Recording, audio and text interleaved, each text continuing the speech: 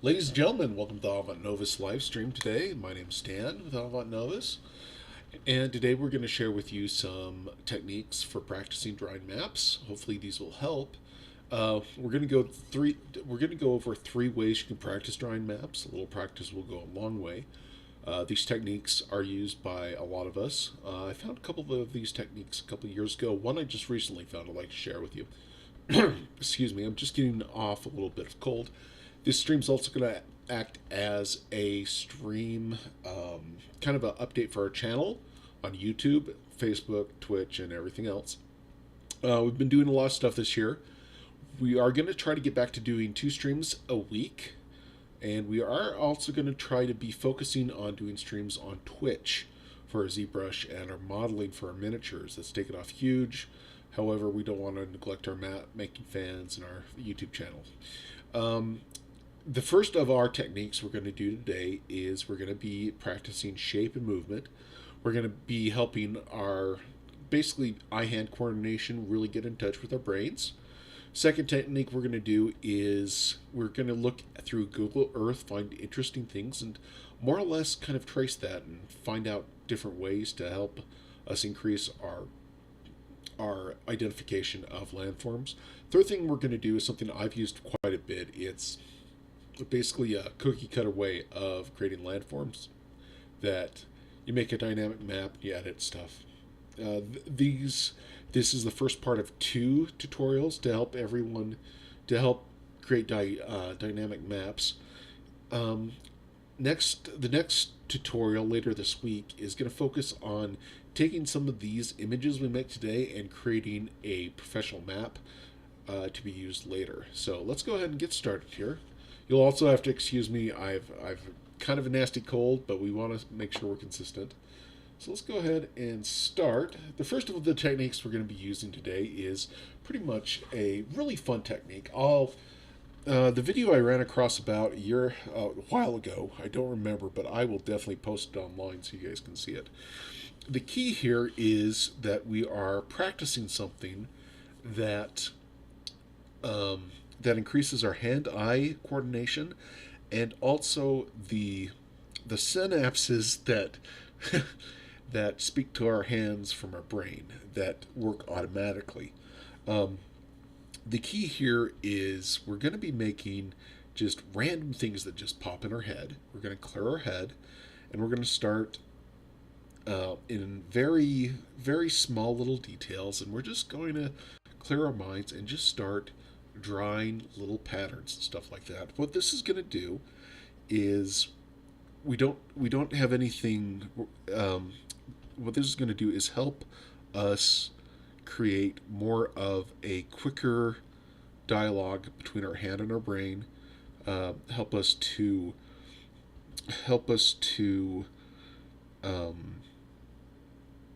again, the cold just hit. It's going to help us to increase our hand-eye coordination. It's going to help us create images when we're making maps and stuff like that. At times we go on autopilot. This is going to help us use that autopilot to our advantage and get into trust our brain on autopilot. So I'm in my weapon of choice. This is Art Rage, and we are just going to start. The way you do this is, first of all, 3 deep breaths, clear your mind, get some oxygen in there. I've chosen basically just the technical pen. Here's my settings for it in Art Rage. Again, we're not doing anything really fancy, so I'll close all the windows I'm not using. And you start pretty much anywhere you want on the page, and you zoom in really close. And again, when we're doing like mountains in any type of, I got a little smoothing there, that's okay. We're doing some mountains or some linear stuff like that. We have a tendency to go on autopilot. We have a tendency to just kind of space out and, just keep working on stuff or whatnot. That's good if you're practiced. If it's not practiced, you'll be going and then realize you've messed up or it just doesn't look right, and you'll have to go back and fix stuff and anything else like that. I'm going to increase the DPI on this so we can really get in there and get some detailed stuff going. So we clear our mind. We don't think about anything. We just kind of take a deep breath. The key here is when your mind starts wandering and wants to think about stuff, you just grab it, try to clear it. The more you do this, the longer you do this, the more you do this, the better that autopilot function in your brain will start working, and the more you'll trust it. So I clear my mind, and then I just. By the way, this technique was used by Mobius and some of the people he worked with, and it's a really really cool technique. So let's get started. So I'm just gonna start going. Just gonna start. Again, I'm using my. Let's increase the size of this. I made it too small. Again, I'm not worried about the shape. I'm not worried about anything here. Talking seems to help. And I'm just going to be drawing whatever comes in to just kind of form an expression. And this is going to look different for every person, no matter what you do. I tend to do very natural shapes, kind of bionic shapes. I've cleared my mind. I'm just going to draw. Again, I don't have any predetermined image. It shouldn't look like anything. If it does, well, good. But you should leave all your nasty little pen strokes. The farther you get into this,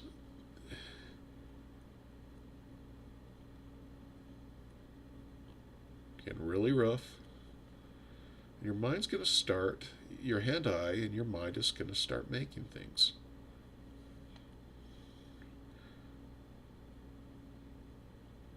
This process, you're just going to repeat.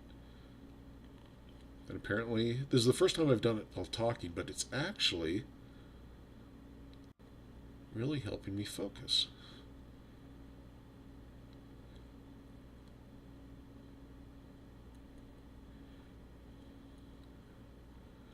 I'm just doing this with a stylus. I find it very, very good to do with a stylus. However, my favorite thing to do on this is with a pencil. With a technical pencil or with any kind of form media is great. Because I do a lot of my art for Avant Novus just on paper and pen. In this case, however, I'm just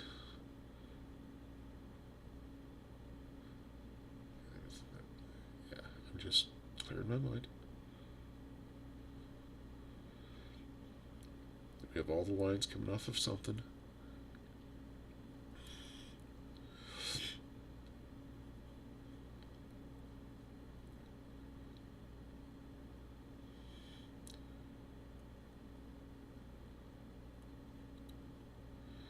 And again, what this technique is going to do, it's going to help you put your mind on autopilot. By clearing your mind, it makes your brain realize that it is okay to go on autopilot, but you have to develop that hand-eye coordination a little bit better on autopilot.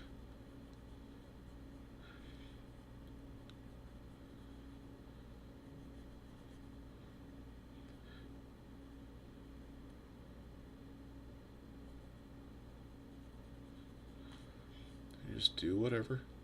If you notice, as I'm getting more through this process, my shapes are becoming a little more defined. I'm starting to put shading techniques. I'm starting to go a little more 3D.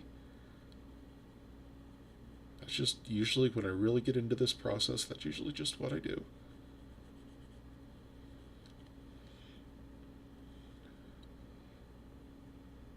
If I don't acknowledge you in the chat right now, it's okay. I'm just totally zoned out. Some people call this hypnosis.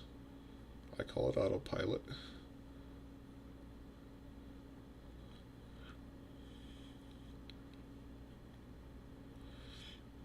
And again, it's little scenes of the brain that go on. Nope, nope, keep it connected. Keep it connected. You know what? See, I'm not even going to come back to that. I tried to do something and it didn't work, and I got an expectation.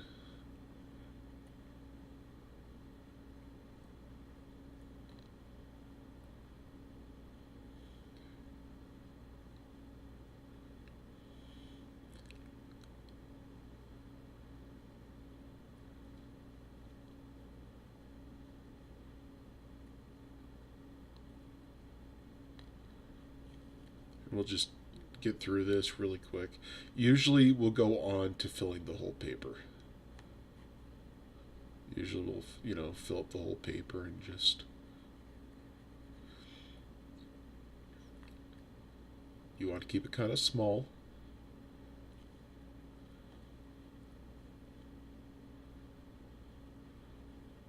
Then your brain will start. If your brain wants to go back and fill in, like right now, I just was like, oh, hey, look, I want to come back in and further define this. Go for it. Okay, we're going to stop there because I could do this all day. Again, little squigglies, little things like that. Just helps us relax our brain and do whatever we want with it. Again, the key is to clear the mind. This is to help us on autopilot and increase Handeye in autopilot. Okay, cool. Let's move on to the next little technique. That's kind of a very interesting little thing.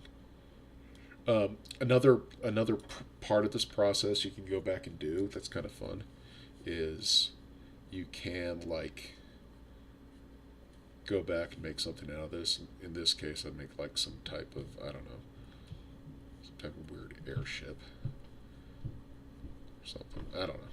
Okay, we'll come back to our age in a few. So let's go ahead, and our next technique I'd like to talk to you guys about is we're going to go into Photoshop on this one, and because it handles copy and pasting a little bit better than our age does.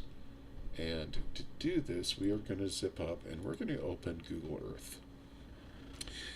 This technique is a very analytical technique. This is a technique I use a lot. And what this is when we are making maps or doing any type of cartography, we are using a lot of form language, and a lot of language that that people look at, they define, and that they recognize as a, they see a body of water, they identify it as a body of water. We're trying to create what looks like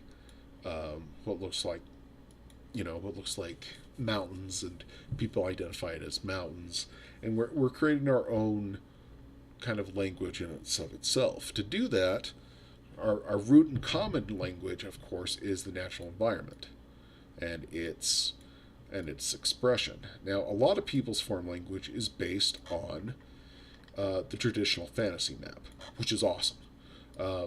Specifically, the stuff that is done by J.R.R. Tolkien Jr. Those maps, they were my first introduction to any type of cartography in the Lord of the Rings and the Hobbit, especially the Hobbit. That stayed with me forever and still does. Something that I like to do is to help me develop my language in my cartography, I actually go into Google Earth and I find a little neck of the woods that I find interesting. Okay, I'm actually being drawn to Indonesia, but I'll go someplace else. Let's say I have commission for, I don't know, a part of the world. I'm just going to spin this sucker around, and where it stops, it stops. Deal? Okay, let's go down here. So this is the part of the world we're going to do. So we got Madagascar, we got this trench. Yeah, we're going to do this right now. I'm going to control print screen. Let's kind of jack this around a little bit. I'm going to go into Photoshop and distort this a little. Squelch it. There we go. So what I'm looking to do here, I'm looking to create a landform, create a new language here that just to help me practice on stuff like that. So I have my image here. I'm going to drop the opacity to about, I don't know, 54%. I'm going to just grab a whatever brush. Yeah. Nope, don't want that.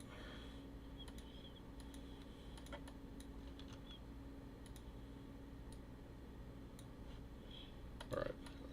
Again, I'm not using my custom brushes. I'm just using generic Photoshop brushes. So, again, not my weapon of choice, but it works.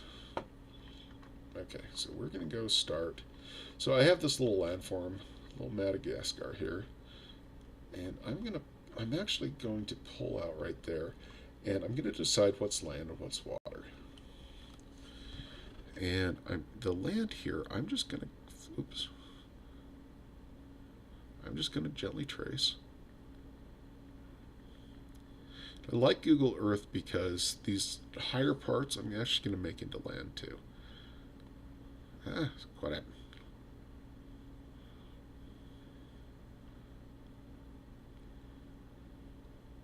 See that right there? Got these cool little islands.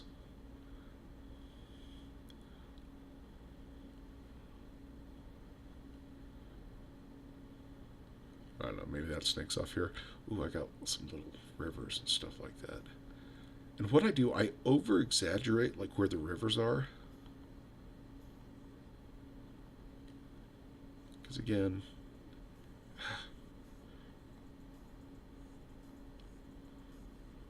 I need to fix that. I need to fix that. I'm pressing too hard. I'm used to working with Outrage uses a lot of, I have it set to, I don't have Photoshop set to my pressure preferences. Okay, so that's our first one. Let's go over here. It looks like I messed some stuff up. And these little higher bits here, I'm just going to say, hey, look, those are mountains. Those are part of an island. So you can use the whole globe to create some of these. Now, these images are under the copyright of Google. If Google doesn't like me using them, please let me know. These images will not be used by me for any monetary purposes.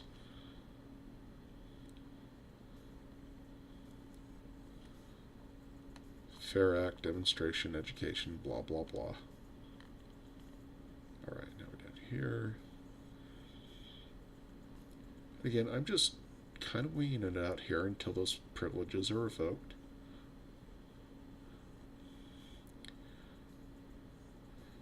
We're down here.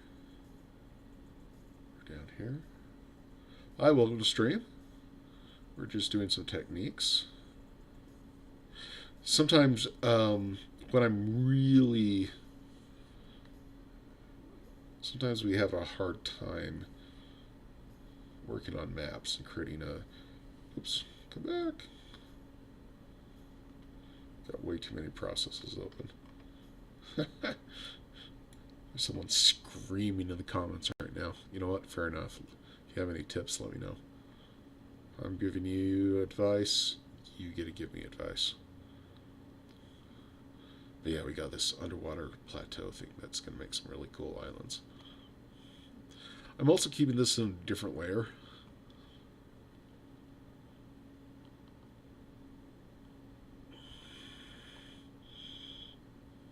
Google, put a little heart there, because I love them. Sponsor us.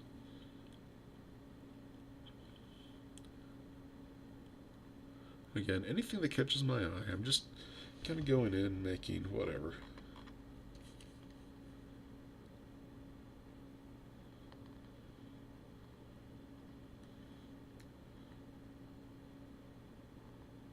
you'll find you get some very dynamic images going on.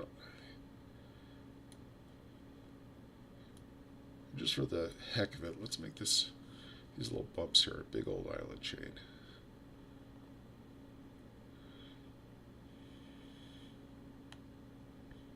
Obviously, this is a very, this is a great way to practice islands here. Come on now. Yeah, I've got this set way too light, so forgive me on that.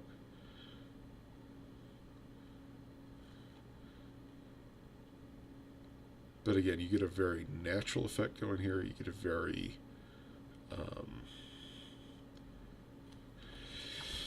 all right, so you can kind of see, yeah, we kind of got a cool little map thing going on there. And then, we can always go back and yada, yada, yada, blah, blah, blah. But again, just a really cool dynamic way. Let's do another one really quick. Let's go ahead and open a new layer. Let's go back to Google Earth. Zoom out. Instead of going here, let's go for, favorite place, one of my favorite places on Earth. This is the Danube. Actually got a cool little, let's go up here.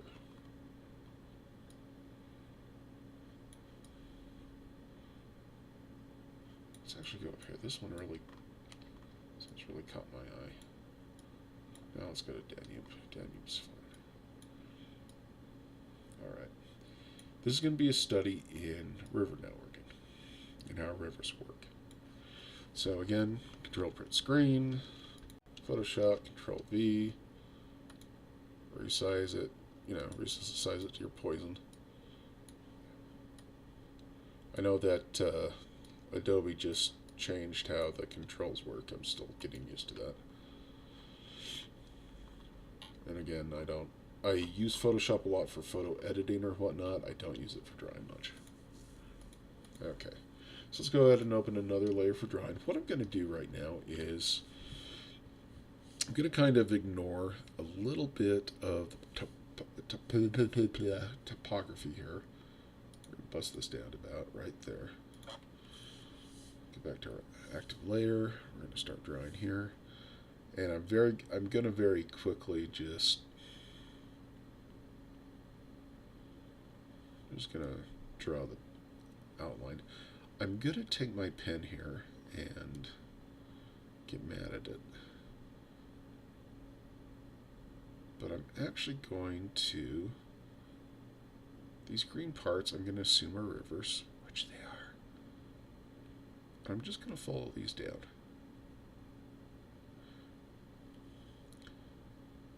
And I am going to practice and learn how rivers work by tracing these images. Now, the Danube's kind of weird. I won't get into that too much in this episode. Or in this episode. Yeah, call it that.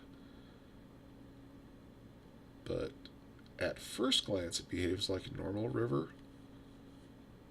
However, when you really get into it, there's some really interesting things that go on here.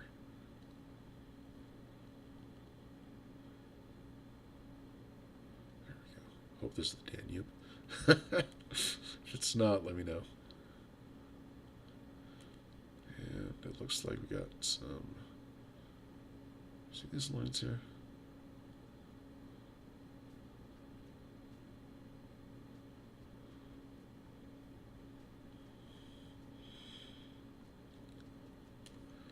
But yeah, you got a bunch of really cool. And again, this is not to make maps. This is an exercise. This is just a way for you to get better. And I'm actually going to, if I had time, I'd go in here, I'd zoom in, and I would trace every single one of these little guys right here.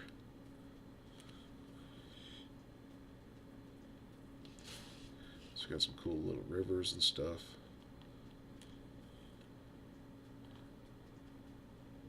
Alright. You basically get the idea. That's how we study river networks and stuff like that. Let me do one more thing, and we'll move on to the last thing.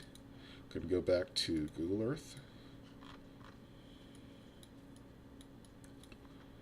And I want, okay, let's go here. Mythbusters did a,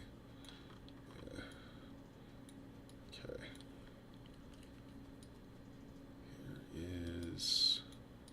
Here's some crazy rivers. I believe there's the Canyonlands. Yeah. I want, ooh, Colorado's fun. Okay.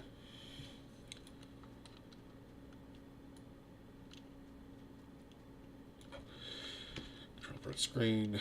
Go back to Photoshop. Control V. Control, yeah. Okay. I just hit Control I because I want to just see the top of the mountains. And Control I pretty much reverses it.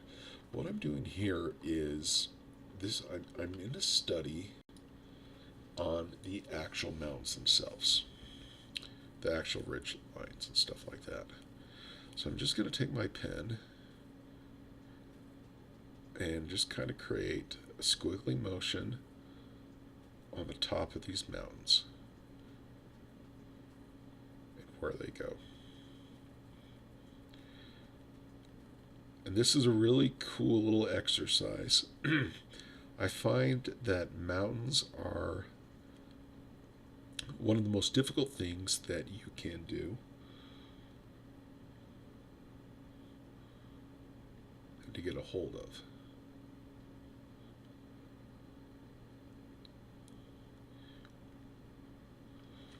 So you can kind of see what I'm doing here. I first of all make my mountains distinct. This is up in Colorado, I believe.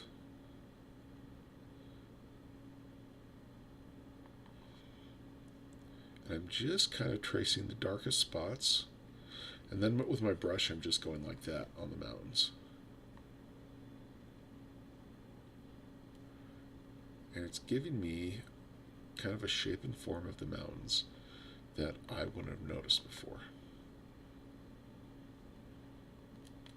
And in this, I'm actually drawing on the actual map itself, which I shouldn't do.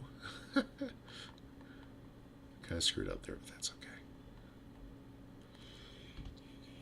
Another thing you can do, let's come up here, is you can, if you're really feeling adventurous,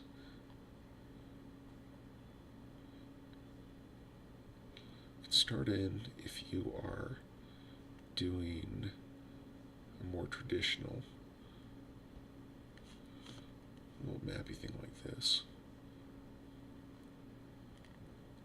Again, I'm really zoomed in, otherwise I'd do shadows on these.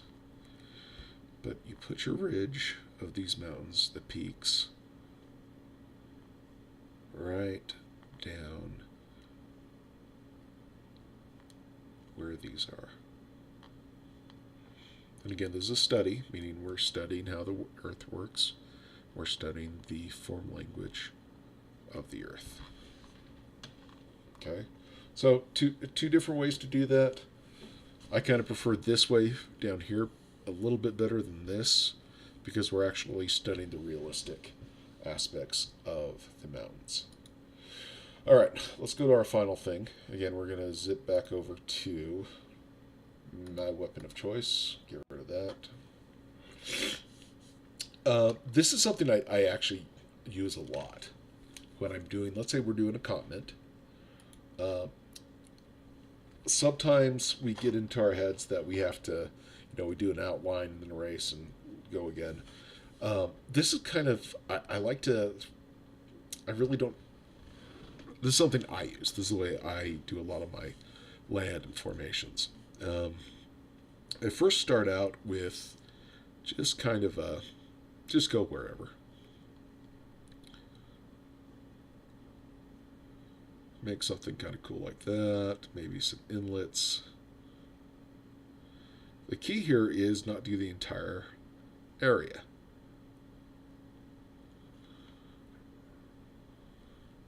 And let's say, again, we want to fill the page as much as we can. However, we don't want this to look like an island. We want it to be kind of dynamic. And you see what I'm doing here, I'm making a lot of little landforms to make a bigger landform. And I'm really not worried about the shape, well, the edges and the details, because I can go in and fix those later.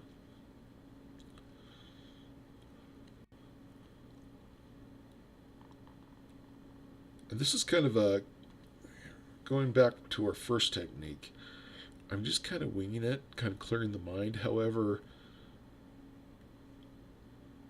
making sure that my form language is there. Keeping an eye out on what I want to do. Let's say this one, I want a lot of interconnected like rivers and lakes and stuff like that. Because I want very, I don't know, maybe a Renaissance map that, you know, you get a lot of houseboats and kind of Venice theme thing going on, which is cool.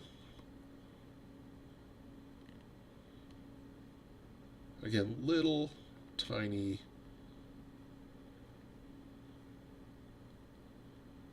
little steps, little tiny islands. Keeping in mind what our concept is. Let's see, we got that lake right there.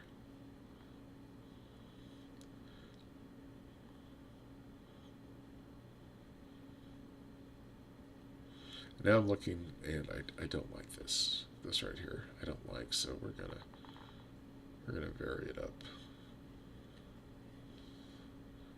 Let's see, this comes over here, and there's kind of a Turkey Istanbul thing right there. Make it really interesting. Then maybe over here we get a, since I just said Turkey, that kind of bumps into mind. A little isthmus, probably a big isthmus. Maybe something kind of sticks to a continent. Over here, not a subcontinent like Europe. Let's connect those. So we've got kind of a mysterious sea over there. And you can kind of see how this is starting to form. And again, all I'm doing is I'm connecting little tiny islands together like that.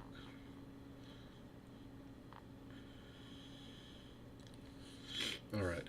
What I'll next do is I will go in and let's say we got this. Let's say we like it a lot. I'll go into my next layer and we are going to use our paint bucket now.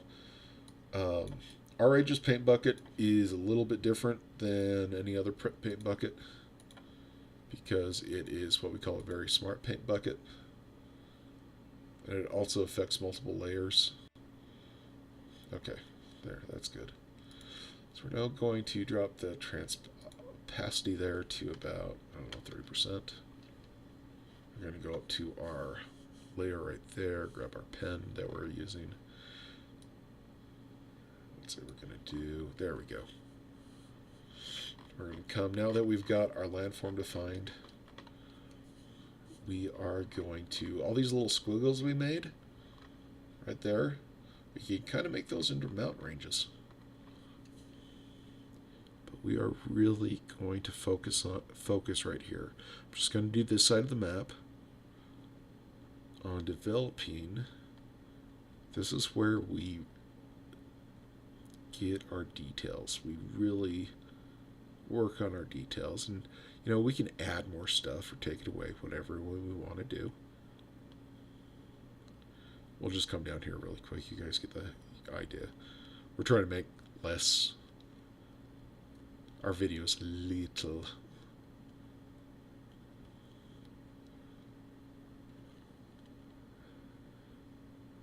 Again, I do have a little bit of smoothing on this. But you basically see, make it a little more dynamic. And then again, I can make this into a river. Let's say we have some, you know,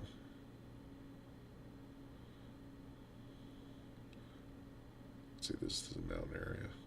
Whatever. You guys get the idea of what's going on there. But in that short time, I've got this dynamic little thing, and it's all because it's little puzzle parts, little island things going on there.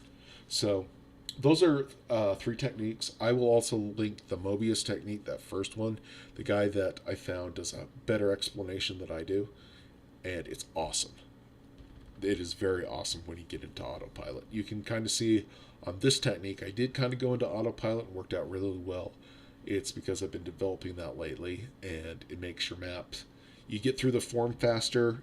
That way you can focus on the details, or then you can pull back and kind of edit whatever you want. I hope this helps. I hope you've enjoyed this. The map we just made we'll be using on Thursday, probably of this week, or our next video, to kind of work in Art Rage a little bit more to create a realistic 3D map, or we might just import it to like Ink Rage, or excuse me, what is it? Probably WonderDraft. We'll probably throw this in WonderDraft and see what we can make out of that. Thank you for coming. Thank you for your support. Like, hit the bell, thumbs up, star, whatever. Thank you so much for coming in, and hope you've enjoyed this. Hope this helps. Comment anything and check us out online. Thanks, and have a great one.